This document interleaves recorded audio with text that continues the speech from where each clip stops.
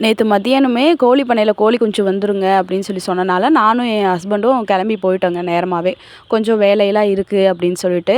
பார்த்தா கோழி பண்ணையில அந்த டைமுக்கு கோழி குஞ்சு வரல அப்படின்னு சொல்லிட்டாங்க. நைட்டுக்கு தான் வரும் அப்படின்னாங்க. அப்புறம் சுத்தியும் படுதா கட்டுற இடம் ஃபுல்லாமே குப்பையா கிடந்துச்சு.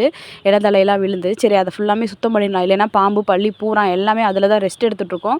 நம்ம அத போய் டிஸ்டர்ப் பண்ணிருவோம். அது நம்மள டிஸ்டர்ப் பண்ணிரும். சுத்தியும் சுத்தம் பண்ணி விட்டோம்னா, படுதா கட்டுறதுக்கு பிரச்சனை இல்ல அப்படின்னு சொல்லிட்டு 2 பேரும் சேர்ந்து சுத்தியும் வந்து குப்பையெல்லாம் கூட்டி தீ வச்சு விட்டோங்க. அப்படி குப்பையெல்லாம் கூட்டி தீ வைக்கும்போது பார்த்தா, ஒரு இடத்துல வந்து சங்கிலி செடி இருந்துச்சுங்க. சங்கிலி சாப்பிட்டா வெண்கல உடம்பு அப்படின்னு சொல்லுவாங்க. இத பத்தி ஒரு வீடியோவும் போட்டிருக்கேங்க. அந்த செடி வந்து ஒரு இடத்துல இருந்துச்சு. அத சரி பறிச்சு கொண்டு போய் வீட்ல வேலி ஓரமா வச்சிரலாம் அப்படின்னு சொல்லிட்டு, அத தோண்டிட்டு இருக்கும்போது பார்த்தா, பக்கத்துல இன்னொரு செடியும் இருந்துச்சுங்க. அதுவும் சங்கிலி தான். இது முள்ளு முள்ளா இருக்கும். இலையிலயும் நுனி பகுதியிலயும் முள்ளு இருக்கும். இத 2யுமே பறிச்சுட்டேங்க. அதுக்கப்புறம் பார்த்தா, கொஞ்சம் வந்து ஷைனி பூஸ் இருந்துச்சு. அதுக்கப்புறம் புளியாரைக்கீரை இருந்துச்சு.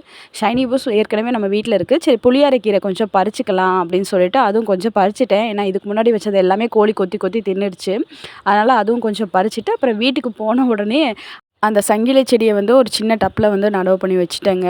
இது நான் தோட்டத்து மண்ணு தான் யூஸ் பண்ணுவேங்க. கோகோ பிட்லாம் ஏதாவது ஒரு கட்டிங்ஸ்க்கு மட்டும் தான் யூஸ் பண்றது. அப்புறம் எல்லாமே சும்மா தோட்டத்து மண்ண எடுத்து அப்படியே வந்து போட்டு நடவு பண்ணி வச்சுருவேன். அது நல்லா வளர்ந்து வந்துரும். இனி எப்படி வளர்ந்து வருது அப்படின்னு சொல்லிட்டு பார்க்கலாம்.